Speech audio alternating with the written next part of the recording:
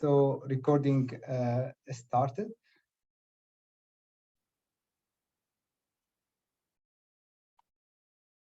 So the agenda for today, we will start with a brief overview of the program, and then we will have a moderated discussion with DBA students, and then we will try to keep some time toward the end for open Q&A. So a program overview, the DBA program is a 60 credit program, very much like any doctoral program in Canada, 60 credit program. It has a hybrid design. We always emphasize that particular unique feature. Hybrid design, it combines the research rigor of conventional PhD program with the applied nature of conventional practice-oriented DBA. The length of the program is a 4 to 7 year delivery. It's a blended, so you don't need to put your work on hold. You can still continue your career and take your doctorate.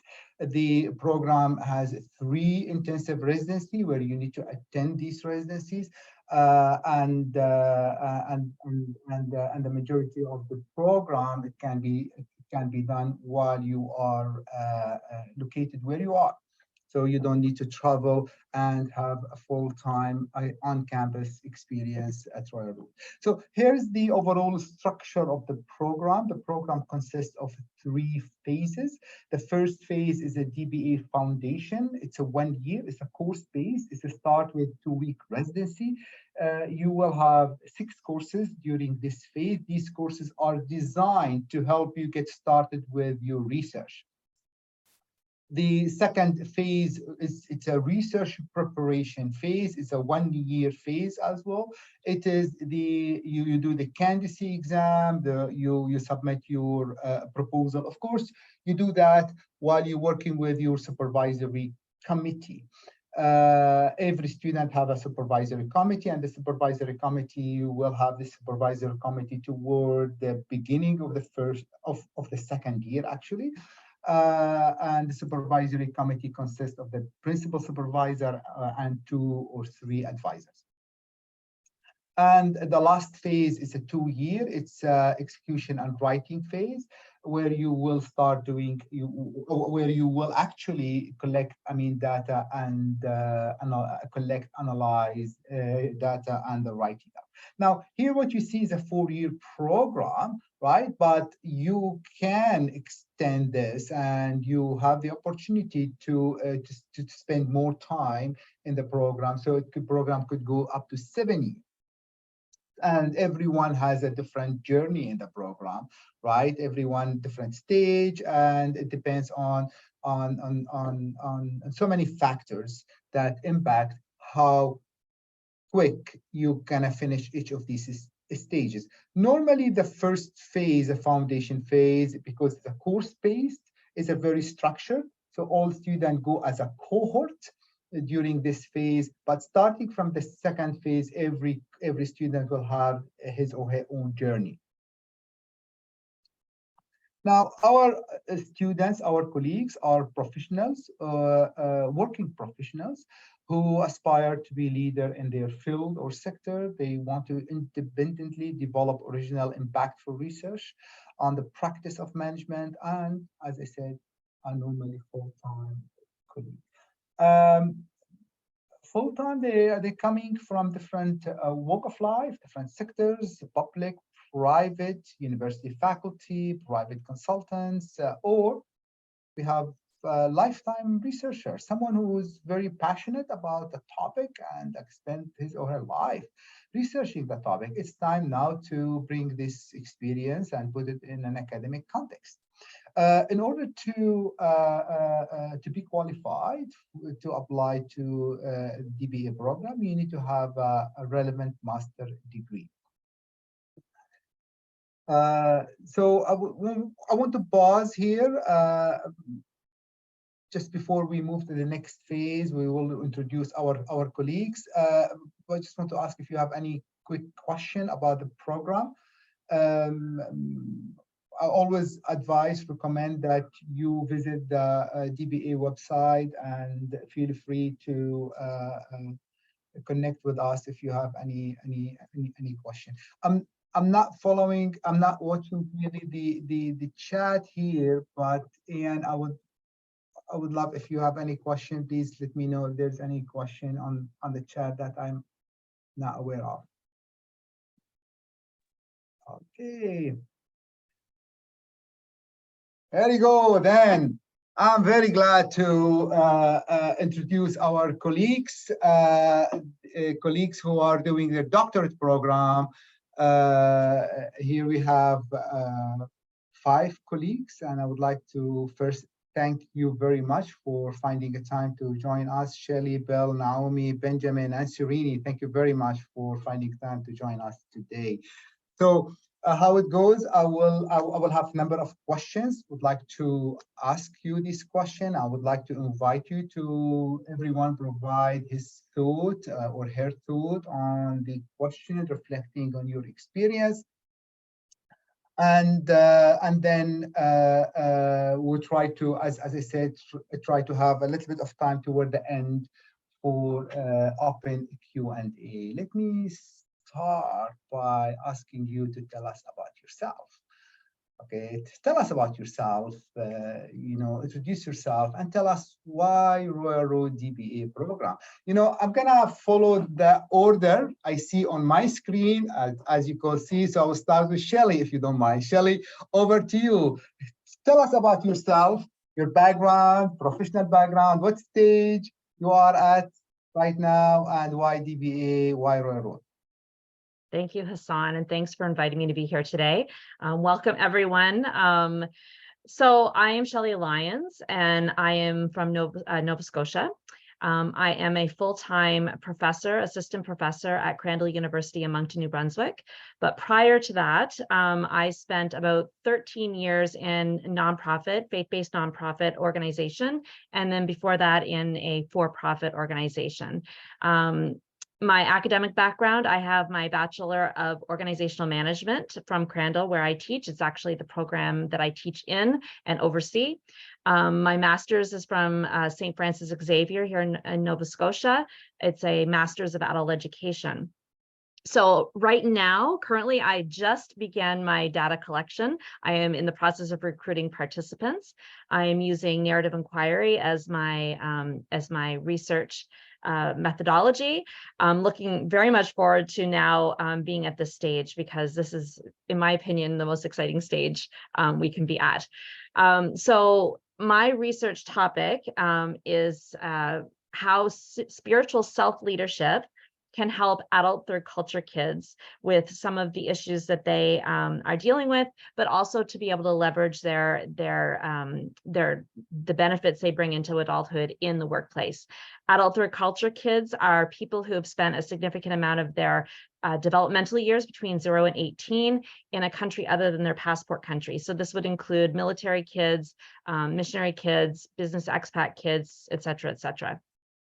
So why Royal Roads DBA? Well, I was researching Doctor of Business Administration programs because the area interested me, and I, to be honest, stumbled across Royal Roads online. But what drew me to this particular program is what Hassan referred to earlier, the marrying of the practical with the theoretical. I've always been a so what person. In other words, I always want to apply anything I learn to real life, to my own life, to my interests. I knew I wanted to do research with adult third culture kids and build on my master's research.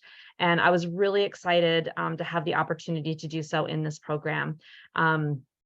I am a little bit later in my career, changing direction in a little bit later, but I enjoy teaching and I enjoy doing research. Funnily enough, I didn't realize I did until I started doing it. So yeah, it's just been a really great opportunity. So thanks, Hassan. I'll hand it over to my next colleague. Thank you, Shelly. Thank you. Proud of your work, proud of your progress. Thank you very much. Bill, over to you. Thanks, Hassan. Thanks, Shelly. Yeah, so I'm Bill Danielsen, 26 years, I think, 27 years with the federal government.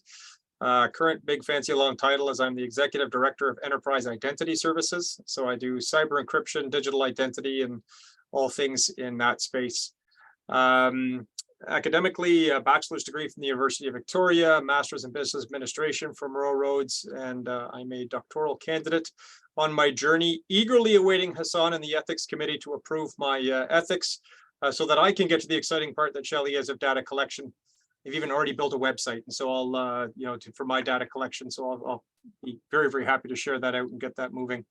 My area of research is on insider threat, and so I'm looking at what is the difference. So when you've got somebody who's trusted in your organization, what is it that makes somebody a fearless leader, and what makes somebody the person who's going to basically break into your database and sell it and do those data breaches? And so trying to develop a tool that will lead to detection prior to an attack taking place. And so that's the research I'm looking at.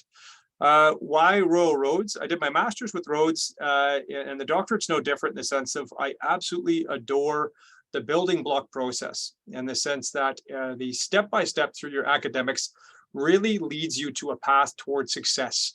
It's not something where, when you're doing a master's degree or even your doctorate, you're like, oh my gosh, what am I getting into? What is this going to lead me to? Can I do this? How can I maintain it? You're overwhelmed at the start. And the way Royal Roads structures their program such is that each piece builds on the next, and it's all purpose built and driven so that it's going to take you to that next step that supports. So in your early academic pieces, you're going to get through to doing that research that's going to get you into your literature review and some of those other theoretical concepts. That's not to say that your research question that you put in place when you apply isn't going to change. It's probably going to change drastically as you kind of put a fine point to your research. But it's just that building block process that I really, really love about Royal Roads as an institution. I'll leave it there. Thank you. Thank you very much, Bill. Important and timely topic. Thank you very much. We'll invite Srini. Srini, over to you.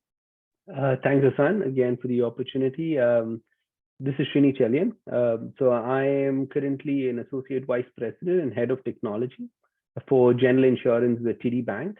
So if anytime you buy a home or auto policy with TD Bank, I am responsible if there's a technology glitch. In terms of the academic side, I'm an engineer, did my undergrad back in India. I did my master's while working in a hybrid fashion from Wilfrid Laurier here in Waterloo. And I always wanted to do more from a learning perspective. It's just this, because at work, sometimes it gets monotonous and you almost get to a point where the learning is not at the same pace as it is when early on in your career. And coming back to academia gives you that opportunity to get more diverse perspectives. So when I was looking to expand on beyond the master's, I wanted to pick on a doctoral research program that allowed me to continue to work. So DBA was definitely on top of the list. But in addition to just the program, why Royal Roads, I'm even the initial conversations and understanding the focus that Royal Roads puts on translating academic research into practice or industry. And the emphasis that research is not just for research's sake, but it has to have an impact in the society for the area that you're working on was a big tick in the box for me. And the other thing that I really found very exciting when I was looking for options is this is one program which allowed you to choose the area you can do research in. Typically, when you look at doctoral programs, as much as people have passions, if you went to the traditional PhD, you kind of align with the research focus of the supervisor that you work with.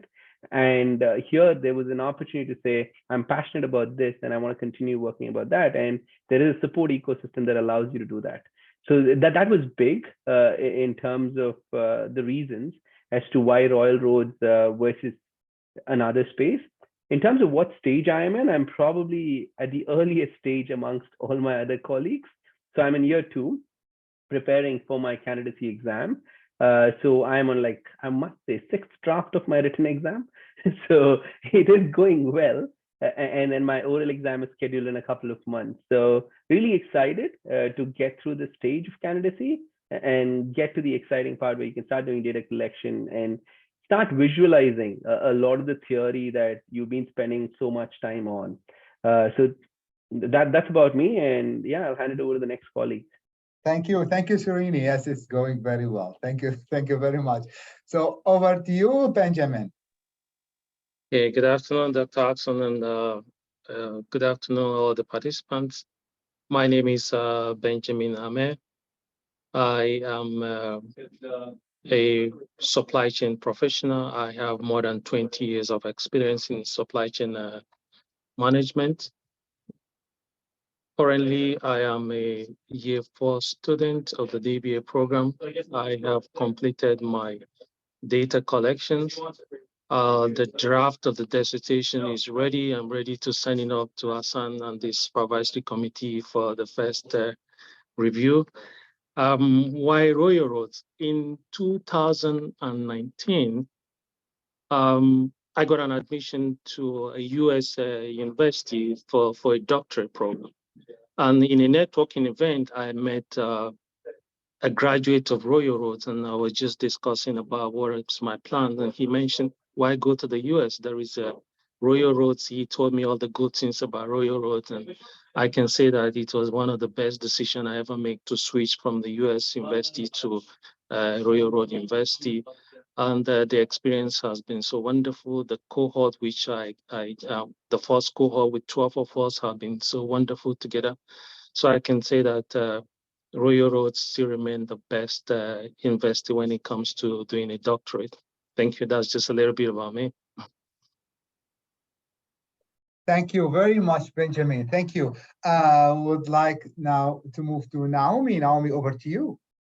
Perfect. Thank you, Hassan, and thanks everyone for joining today. A little bit about myself. I work as a different sort of angle. I work as a director of research at a nonprofit.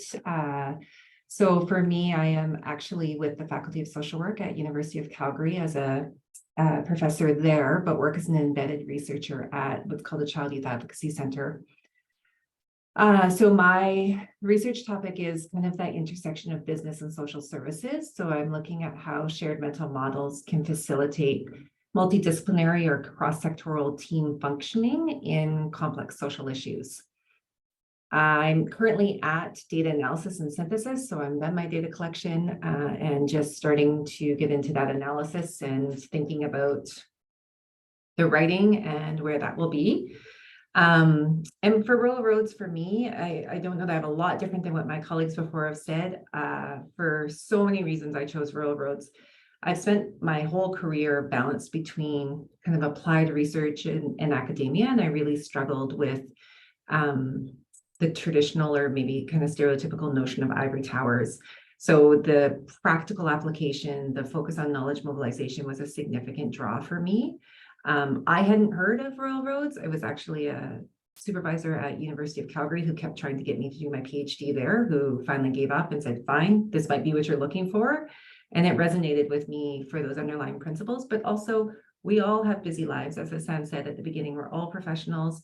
We all have other commitments in our lives, and the hybrid program just worked for me for all the other factors that were happening in my life.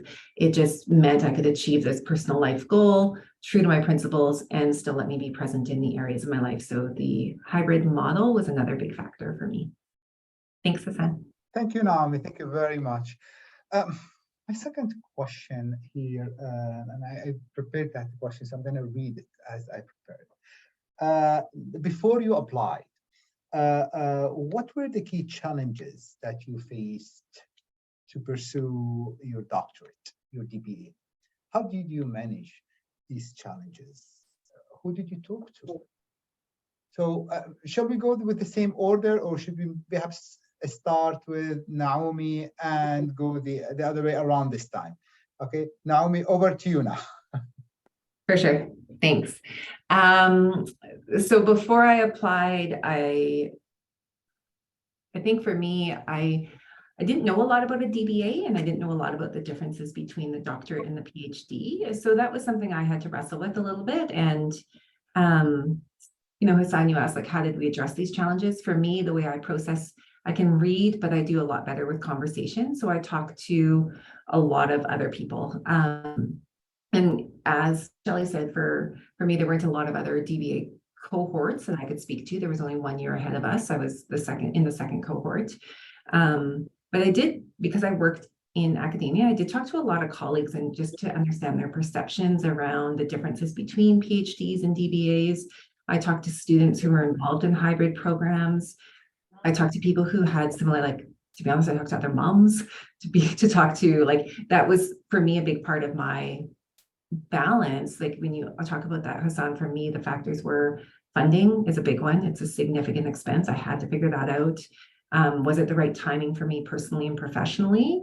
Was another big part of it. So I think those were kind of the big things I wrestled with before I knew my research topic. So that wasn't as foggy for me. It was more just, is this the right time and the right place in my career? Thank you, Naomi. Thank you. Thank you. Benjamin, over to you.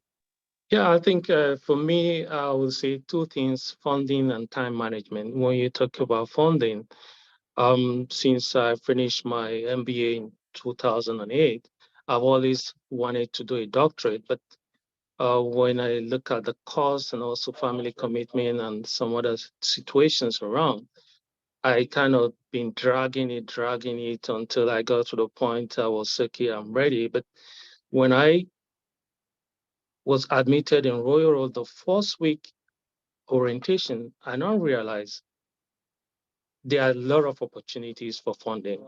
All you needed to do is just take the bold step and just enter into the program. Like the first week, we had we had a seminar on MyTex and which can pay 100% of your tuition fees. So I realized if I had made the decision earlier on, there won't have been, maybe I would have graduated from a doctorate earlier on. So funding was part of the issues.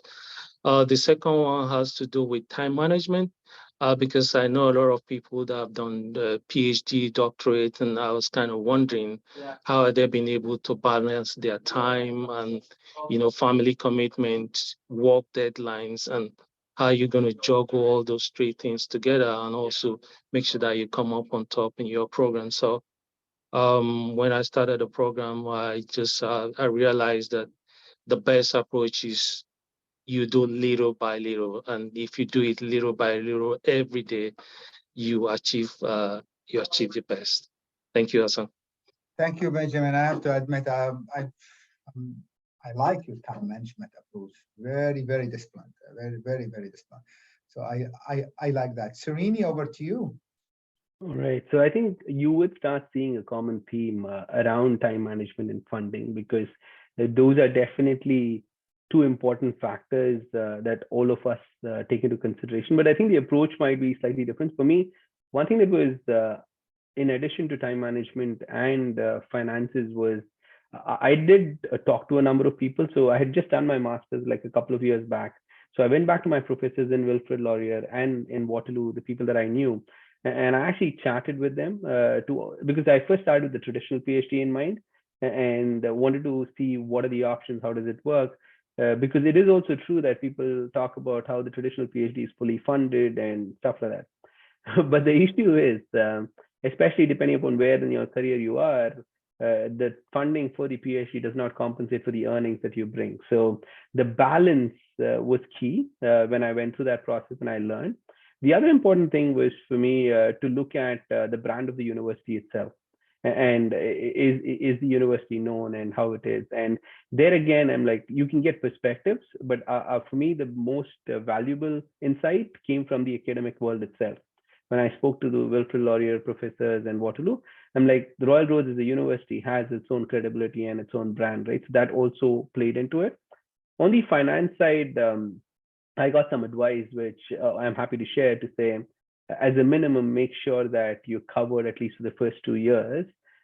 Is something that someone told me when I first spoke. They said that you will have ample opportunities to generate funding through different channels, but just to make sure that that does not become a topic that you keep thinking about, safe to have 2 years, but minimum 1 year, right? So within that duration, you would find opportunities to get funding. So I did do that. I'm like, that was one of the prerequisites for me to even start applying formally. On the time management side, given I had done a hybrid master's degree, I wasn't as worried. I knew it was possible. And it was a question of, balancing and having open conversations at home. But those are some of my key considerations while, applying for the DBA and choosing where to apply for the DBA.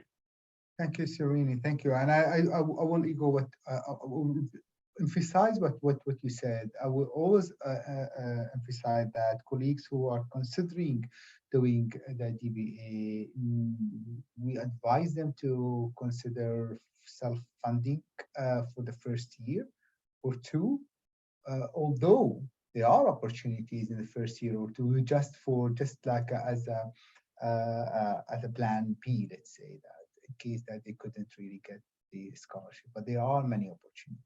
I always say that there are many scholarship and funding opportunities. Thank you, Srini. Bell, over to you. Yeah, thanks, Hassan and colleagues. You know, the funding piece has been, you know, reasonably well covered. I can say, you know, call it anecdotally. I mean, of everyone in my cohort, and Benjamin's and mine were the first batch through 4 years in, everybody's still here. So nobody struggled with money in that part, whether it's through personal finances, whether it's through getting funding through MyTax or other grants or other programs. So as much as it's a big number, it's a big commitment, don't let that be the scary point, because anybody who's in the program, it certainly did not present itself as a long-term barrier. Everybody found a way, everybody found some sort of resourcing. So, I mean, if that's the preoccupation because you're seeing that big number, I mean, let it be scary, but don't let it limit you. Because like in my personal experience and from what I've seen in my colleagues, it has not been a barrier to anybody. When I first applied, I want to take it way back to there. You know, it's that whole like imposter syndrome piece. You know, should it be me? Am I worthy of entering a doctoral program? Am I even going to get selected? What's the point? You know, because the daunting piece for me was, all right, write a one-page proposal on something nobody's ever done. Wait, what? How do I even know if somebody has or hasn't done that? Where do I start that, you know, brilliant piece of research? How do I put this into one page? You know, am I even smart enough to put this thing together in a page? And so you have those self-doubt pieces, kind of no matter where you are. And the only way to really overcome that is like anything in life. You know, you put one foot in front of the other, you throw an idea at the paper, you say, this seems interesting to me. I think a common thread through all of the colleagues on the panel today, we're all mentally curious. We want to solve something. We love academics. We love research. We love digging into it. And I'll tell you that, you know, if and when you get into the program and you're digging into it, you totally become an academic nerd. It doesn't matter if your core is academics or anything else, right? Like I'm a government guy. I'm a really exciting bureaucrat, and there's no such thing as an exciting bureaucrat. But when I start talking about my research, I totally geek out, because it becomes the one piece, that one nugget that you're excited about. You're the person who's digging into that thing. So from that first imposter syndrome piece where you're nervous, you're scared, you don't know what it's going to look like. Do I know what I'm doing? That it develops into, holy cow, I found something cool that I can really dig into and actually have an impact. And so, I mean, I think that was the piece for my journey from the start and kind of carrying through.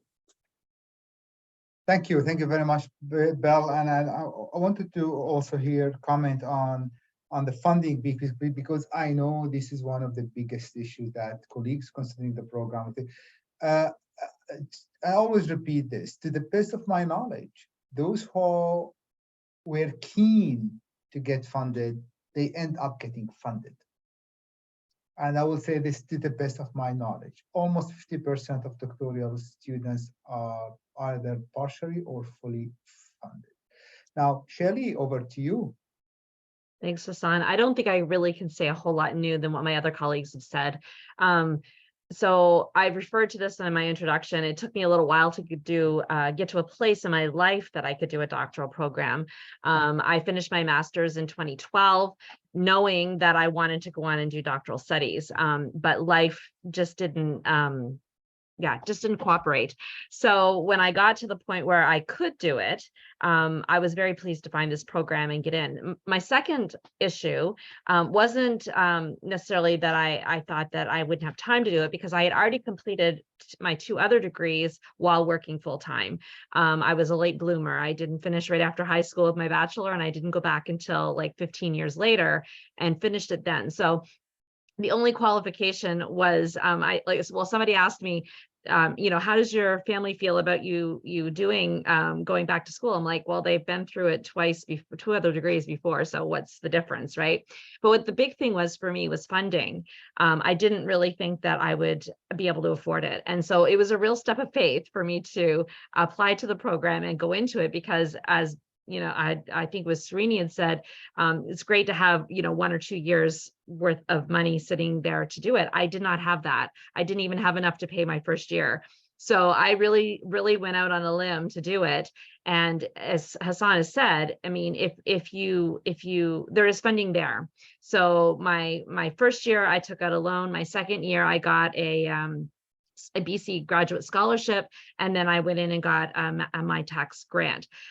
It is definitely doable. And so I think Bill said, don't let money be the reason you don't into the program.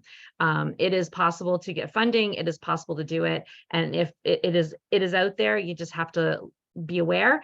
One of the people that I found the most helpful, I shouldn't say one person, there's a few people. One would be Hassan. The other would be my supervisor, Chelian, who pointed me in the right direction, showed me opportunities that were out there. So yeah, don't let money be the stumbling block. If you have something that you're passionate about studying and researching, just go for it. Thanks, Hassan. Thank you very much, Shelly. Now you are at different stages in the program, and looking back, you know, you see all these challenges and issues that you have been in, and you have that perspective. This is very valuable. So thank you very much sharing your experience with everyone. Now I'm going to talk about your experience while you are in the program. And while you are a program, again, you are at different stages. Everyone's seeing things differently. I would like, if possible, to share with us the key challenges that you are faced while you are in the program. And again, how did you deal with it? Who helped you? How did you manage that? I'm going to follow now the original order. We'll start with Shelly and then go the same order. So Shelly, over to you, if you don't mind. Thank you. So you are during the program, you are at this stage, challenges either right now or in the last few weeks. I would say probably my biggest challenge is time.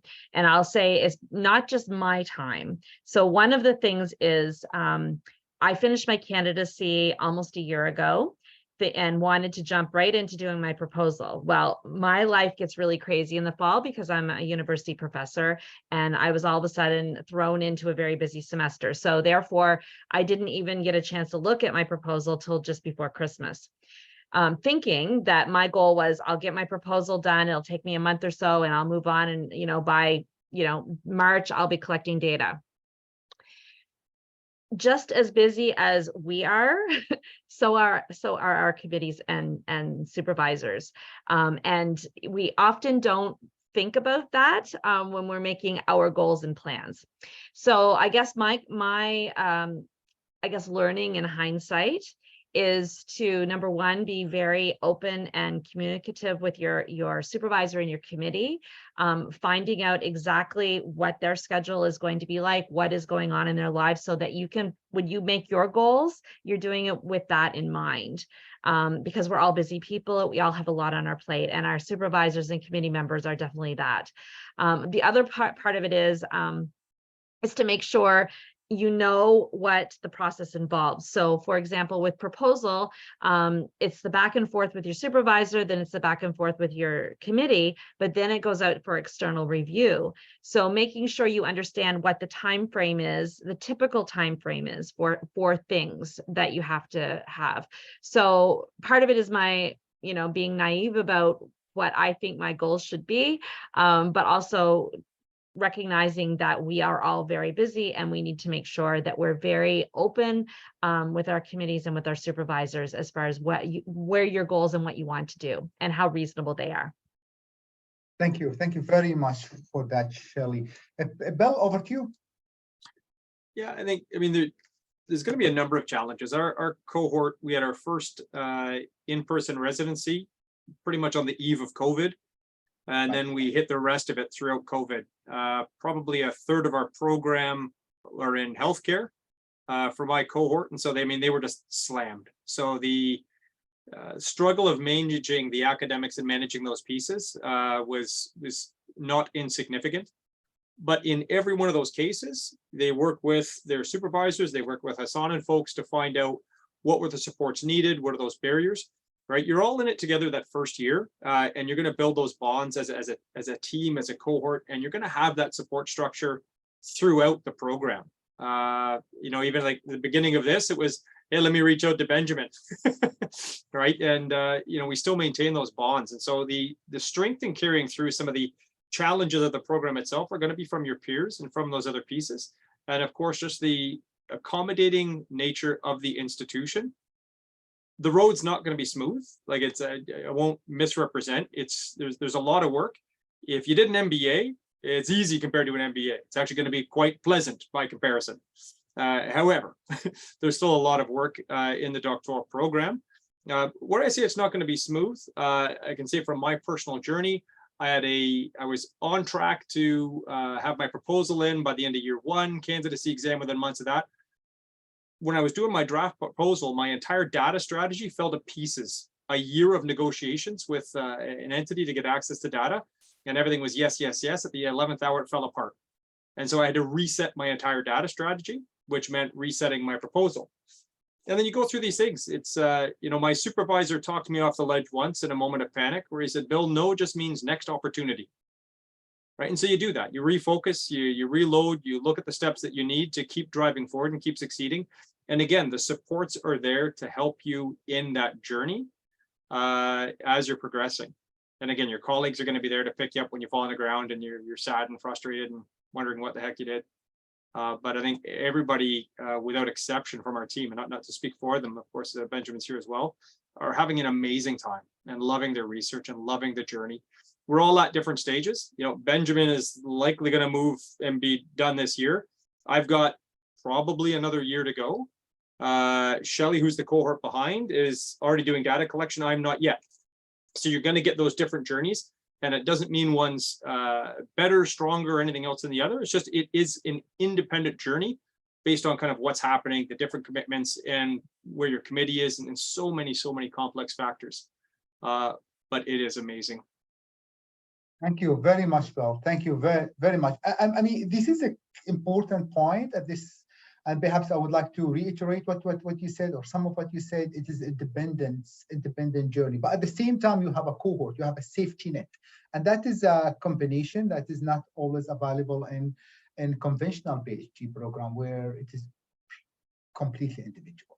Here you have colleague, you have that safety net to work with you, and everyone will. Yes, we emphasize the cohort approach, but everyone progress. Differently, and there are so many factors that impact your progress and the pace, your pace. Thank you very much, Bill. I will jump now to Srini. Srini, over to you. All right. So again, a very similar theme, but a different perspective. So to the points that we just mentioned, right? So, and there's also a comment in the chat. DBA is a marathon. It's not a sprint. So it's very important for you to budget your energy, budget your time. And we all have been used to traditional academics, right? So when the point of departure that all of us would have when we join a course like this would be to say, oh, I want to come here, I want to excel, I want to be first rank holder, I want to get this GPA. And some of this is innate because of how we've dealt with academics over our lives. But however, to the points that were made, I'm like, DBA or research is more of an individual journey. And it's very important that, one, in my view, you really like the topic that you're going to choose, because you're going to get bored of it at some point. Like, the passion for the topic has to survive through the 4 years or 5 years that you're going to do, and thereafter, depending upon what your interests are. So for me, this knowing that it's an individual journey and we're not competing with anybody else would help you leverage the strength of the cohort and your seniors immensely to move you forward. But if that, and the theory is always there, and I was telling this to Hassan like a few weeks back, right? So we I keep saying this to people. I've heard this a million times. But when you are in that position and you start seeing that there are things outside your control, which is impacting your progress, and you've done everything right, it does keep coming back. And it's important that you continue to have those conversations with your supervisors, with your program head, with your cohort. And I think the cohort, and this idea of community of scholars, which Hassan keeps saying, is a big deal. And I think that's a big positive also for DBA, to say that at different points in time, when you're stuck, or when you even like, you can help others, you can learn from others. So I think it's a bane and a boon that you actually work in a cohort setup.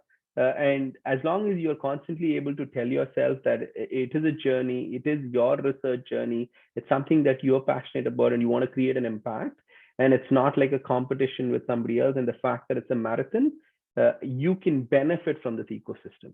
But otherwise, it can actually become counterproductive sometimes if you start comparing notes to the points that Bill and Shelly were making, right? So for me, all my challenges have been around translating this theory into a more active, practical action set. And also, I have immensely benefited from my cohort and my supervisor and the program head and the whole team, right? So it is a wonderful journey. I'm like, but the important thing is, please pick a topic that you can stay with and you actually love indulging in. Otherwise, it's going to become rough. Very good advice. Very, very good advice. Thank you very much, Srini. Benjamin, over to you. Yeah, thank you, Hassan. Just to reinstate what Srini has just said, I think that is what I can consider as one of the challenges during this DBA program for me. I was constantly in a state whereby I keep modifying my study to the point where I reached a point where I was very, very comfortable. I say, yes, this is what I wanted to do. Originally, when I started the DBA program, what I'm doing right now is not what I came into the program with. But after COVID hit, supply chain resilience became the hot topic in supply chain management. And I called Hassan one day and I say, Hassan, I think this is good for me. And we talked about it. So the challenge now is that everything I've done from year one, year two was now put aside. I had to go back to the drawing board, start doing fresh literature review, thinking about methodology, thinking about the theory that's going to support the study. So as a prospective student, what I would just advise is just keep an open mind, just have an open mind that things might change, but the changing of what you're doing is for the good of you, to get a point whereby you're comfortable with the topic, you now become an expert in your doctorate. That's all I have to say. Thank you. Thank you. Thank you, Benjamin. Thank you. Thank you very much. Naomi, over to you. I'm trying to think of something I'll add that's different than what my colleagues have said. So I agree with everything they've said. Emphasize the idea of cohort and choosing your supervisor and your committee really carefully, communication and accountability, all of those things. I think for me, the two challenges I would mention are, we all talked at the beginning about the factors we considered before we applied, but time management, absolutely you have to consider it, but you actually have to do it. Like, that's challenging, right? It is, we talked about those kind of competing priorities. We're all professionals with busy jobs and other commitments pulling on us. And at the end of the day, like, I don't know what, Bill, your experience was with an MBA, but like, there are days where I have other commitments. So I have to get up at 4 a.m. and do some data analysis, whether I want to or not. Like, you have to get up to get it done. And again, the hybrid program and the flexibility that Hassan talked about, like, sure, you can do it in 4 years, you can do it up to 7. And I think as an individual, you just really have to wrestle what fits for your life, and be really okay with that. If you're not going to hit the 4-year mark, but you get to be really present in some other area that was a priority for you, then that's a success. So you just have to kind of balance that. But at the end of the day, it's your DBA, it's your education. And while you need other people to drive it or to be a part of it, you have to do the work. It's not like a rocket science statement, but that to me was an aha moment, and the work and the time management skills and discipline required is really different in each of those 3 phases that Hassan showed. Coursework, it's really easy to be accountable because you're moving through as a cohort. There's a major shift when that coursework ends, and all of a sudden it's your schooling and your committee, and it's kind of that whole new realm of forming, storming, norming, and figuring things out. So I think that's been an interesting challenge. And then I think the biggest challenge, and I think my colleagues on the call have alluded to it, but I'll just kind of say it more explicitly, is scoping. We are all mentally curious. You want to explore the world. You want, like Srini said, you're going to get a little bit bored of your topic sometimes, and you want to like explore all these avenues. And before you know it, you'll have written a proposal that boils the ocean, and you have to just like really scope it in. And that scoping is difficult, and it's a constant challenge because you scope with your question, you scope with your lit reviews, you scope with your theoretical frameworks, your methods, all of it. It's constantly feeling like, what do I need to do to graduate? And what is actually a whole research agenda or program of research that I don't need to do in this DBA? I can do that over my whole life. So I think those would be my 2 challenges that are maybe nuanced differently from my colleagues. Thank you very much. And I mean, Naomi, and I'm looking at the watch, and we still have like 8 minutes. I have one last quick question. So just a quick question. Now, it's a big investment, financial investment. You're taking time from your family to, as you said, Naomi, to spend with analyzing, I mean, data, taking time from your kids, you're spending with your supervisor. It's a lot of commitment, and it's not just financial. Is it worth it? Naomi, is it worth it? Yeah, it was like such a loaded question. Of course it's worth it, Hassan. Like, I think it's, there's days when you're like, is this worth it? But no, it is absolutely worth it. I noticed a question in the chat. I can't remember the exact wording, and I didn't look at it, but around return on investment. And I think it really depends on if that's the motivator, right? Like, I think be really clear about your motivation for going into it. If it's return on investment, a new job, great. Keep that somehow as your goal, because it helps with that. Is it worth it? Because the day-to-day grind or the frustrations can get a bit overwhelming. But if you focus on that big goal of, maybe it's just personal, maybe you just want to have the letters behind your name, and that's a really valid reason if that's what it is for you. But be clear about it, because it's absolutely worth it, but it is not a small amount of work, right? You are making a commitment. And you earn it. And there's no feeling like that. Like, to be honest, when you pass your candidacy, when you get your proposal in, when you get your ethics, those milestones, take the time to celebrate them, because you've earned them, and it's wonderful. Thank you, Naomi. Thank you. But Benjamin, you're probably working on the stage sometime in the next few months. Looking back, that's worth it. I think looking back, I'd say that my experience has been a wonderful experience for the doctorate program. And like I said from the beginning, I've always wanted to do a doctorate immediately I graduated my MBA. So it's something is of a passion to me. For me, whatever comes after that is more of a blessing. And I can say like I shared with my cohort yesterday, just from nowhere, because of the doctorate program I'm doing with the Royal Roads, I landed another job just on Monday. So I think the investment has paid off for me, and it's going to keep paying off. Thank you. Thank you. Thank you very much. Srini, there's a question in the chat. It is about that. It is about that return on investment. It seems like it's directed to you. So do you see the return on so far? How do you describe the return on investment? So I think I want to probably go back to what Naomi was saying, right? So, and the parallel that we keep talking about marathon is very important here. When you see people participating in a marathon, everybody's running, but they're running for different reasons. The purpose for why people choose to run a marathon is very different. So some want to really win, some just want to be a finisher. Some have personal reasons to say, I'm doing this for somebody, I'm doing this for a cause. And I think knowing your purpose will define your return on investment. So there's always the financial aspect of saying, you know, you're spending X amount of dollars, and there's a financial definition of return on investment. But there is more to it just than that, because it's not like a one-day thing. It's a long grind. There's a prep, there's an actual work. And so I think it's tough. There is a lot of effort, sweat and toil, a lot of sacrifices, but it's absolutely rewarding.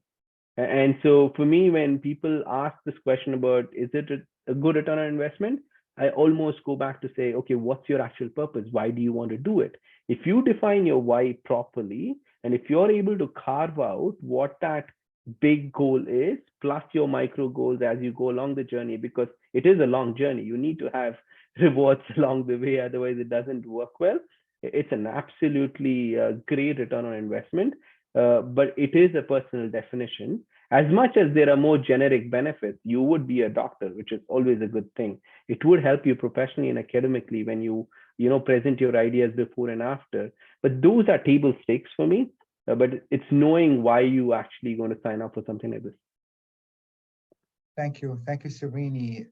Bill, you talked about the MBA and DBA. Always, yes, MBA is very intense for a year or two. Here's a long journey.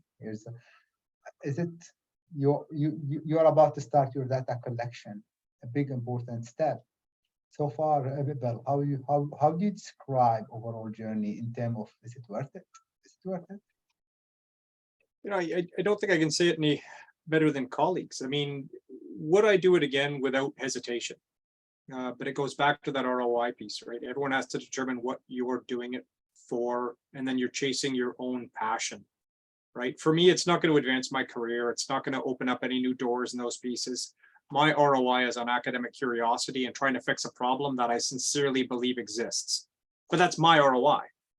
To others, there may be financial incentive, there may be, advancement in academia and other pieces.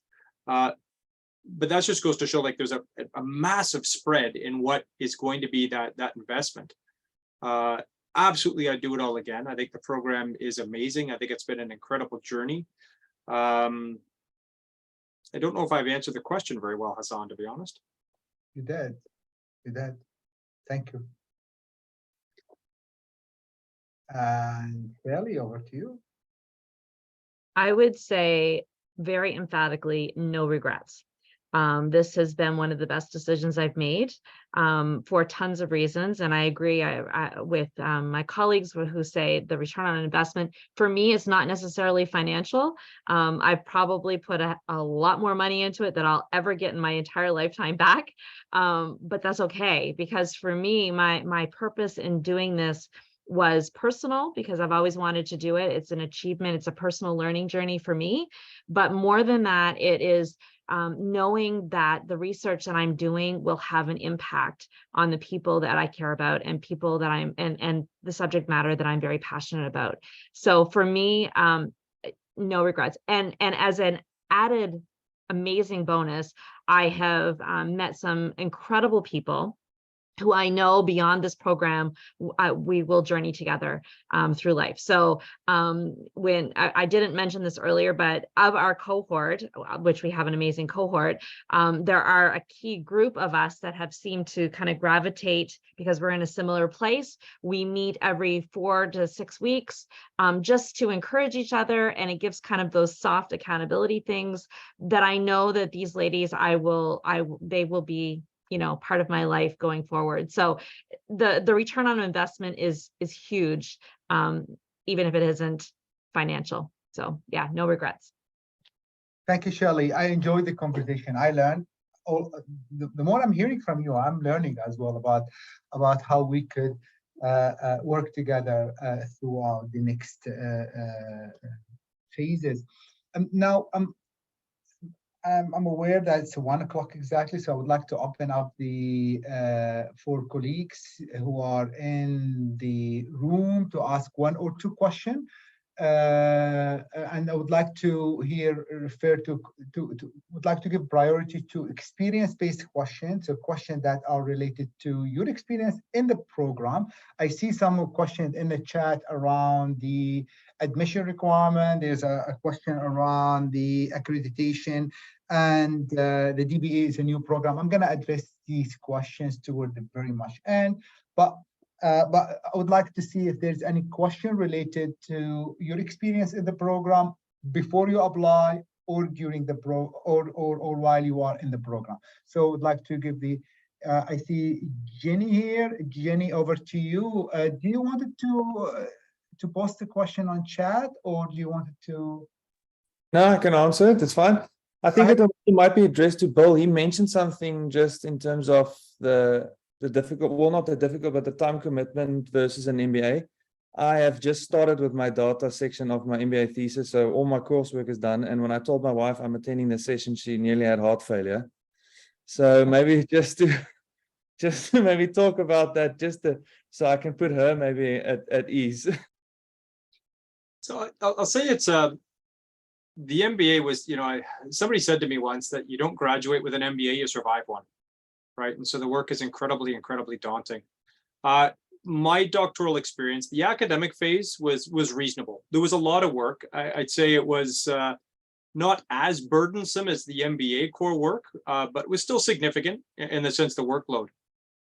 The strength, but at the same time, weakness, right? You say strength pushed to its extreme becomes a weakness, is once you get beyond that, right? And some colleagues alluded to this in part. After you've done your core work, which is very structured, you're on your own. It's you, your committee, and you'll touch base with peers. If you want to take a summer off, you're taking a summer off. Nobody's going to hound you. Your work's just going to stop. But that can fall into a trap because you fall out of your rhythm, you fall out of your research, and then all of a sudden you're like, okay, what am I doing again? What's been happening in this space? And so in the sense of the flexibility over your time, you've got it. Like you can take, and I have colleagues who've taken summers off.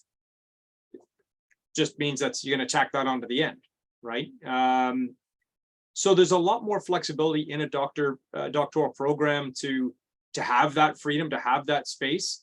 And a lot of times, I'll say for me personally, I find when I switch my brain from kind of my core day-to-day function to doing my doctoral stuff, it's still work, but it's pleasant. It's a pleasant diversion versus having my head down, dealing with some cyber event, some crisis, and some other, bureaucratic, amazing awesomeness of the government of Canada, into actually something where I've got, a cool academic curiosity. So you sit and, like I said before, you kind of geek out at night researching something. Like, oh, this is cool. I want to see who said this. So yes, way more flexibility, not as punishing as an MBA, because you have your own flexibility, which can be a blessing and a curse. Yeah, Hassan, if I can just add to what Bill said. So just to answer your question, I think you just need to set just small targets and make a commitment to achieve those targets daily. By doing that, you can make up for the days that you're not flexible or you're less productive. And when you're in that productive mode, you can achieve more. Thank you. Thank you, Benjamin. Thank you. I just wonder if there's another question. If not, I would like to ask here if there's any other question from colleagues who are in the room. If not, I would like to ask colleagues on the panel if they wish to comment on Ginny's question around get started with his doctorate. What he gonna tell his wife?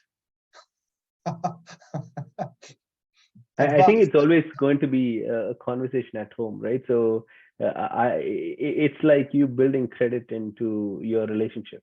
So there is going to be a give and take, and especially with family.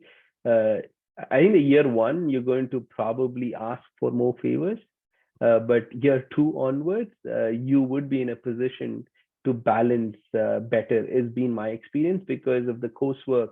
It's a little more taxing. It's still doable. It's no difficult, but I ended up asking for more favors at work and at home from a time perspective to just lock myself up in the basement in the year one. But as I moved into year two, to all the points that were said, I'm like, you define your pace, and it does work much better compared to masters. Like masters is still time bound, and there's a lot of stuff. There is no stopping. There's no slowing down.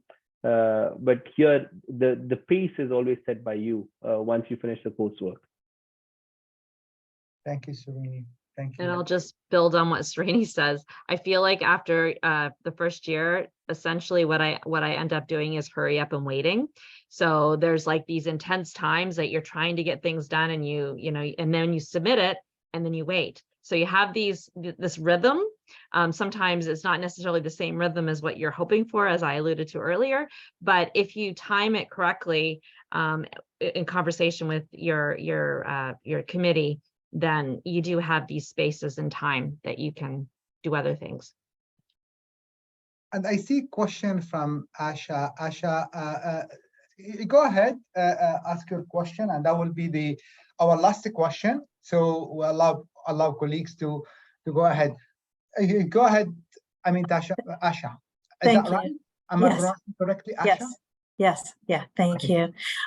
So when you were applying, there's so many questions out there and so many things to learn about. When you were applying, how did you pick and say, okay, this is the one thing that I'm gonna say that I'm gonna apply? And then that's number one. And number two is, did it change over time?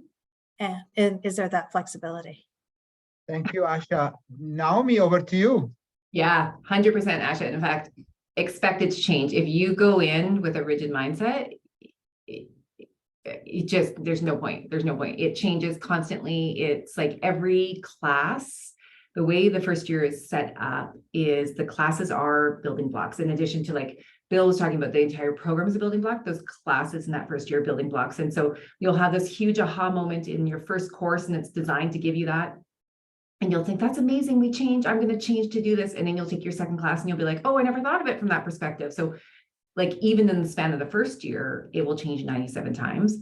And then it's kind of like the whole program is just a funnel. Like you go in thinking you've got this scoped project, and then it's laughable. Like I just recently reread my application proposal, and it's hysterical what I thought I would do. Like it's impossible. It's not the same topic, but the course and the program is designed to give you the skills to think it through about what's possible, what's needed, what aligns with where you want to make a difference.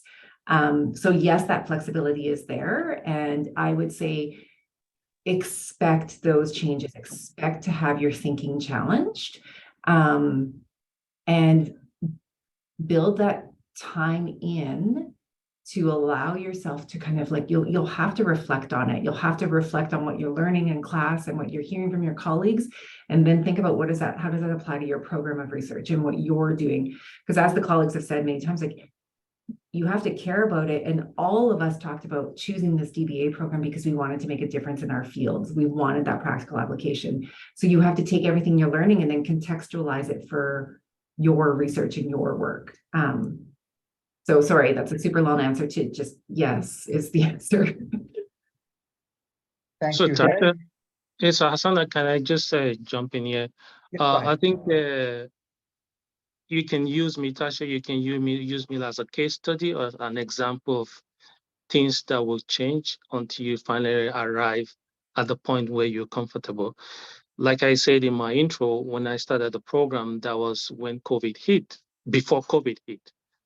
2 years after COVID hit, so in between the 2 years before COVID hit, my research question has changed almost 5 times. Then when after COVID, the direction of the study even went further. The direction went further, the research question was completely different. And there is that flexibility for everything to happen. So I'm a good example of what your question you're asking for. Thank you. Thank you, Benjamin. Thank you very much. Colleagues, Shelly, Bill, Naomi, Benjamin, Srini, would like to thank you very much for being with us today, sharing your experience, sharing your wisdom with colleagues who are considering the program. I'm personally very proud of you. I'm very proud of being part of your success and giving me the opportunity of being proud, being part of your journey. And of course, here I'm representing RRU and Faculty of Management, and we're all proud of being part of your journey. So with that, I would like again to thank you very much, and that will be our very last question. Colleagues, thank you for joining us. If you have further questions, please feel free to send it our way, and we will address these questions. we're available. Wanda is still here, I guess. Yeah, Rhonda is still here, and Rhonda is available to address any question related to the process and to the application requirement. And we are here also to support you writing the proposal and addressing any question you have about the research, topic. So with that, thank you very much. I wish you a happy afternoon or noon, depends where you are, or morning, depends where you are. So thank you very much. Cheers.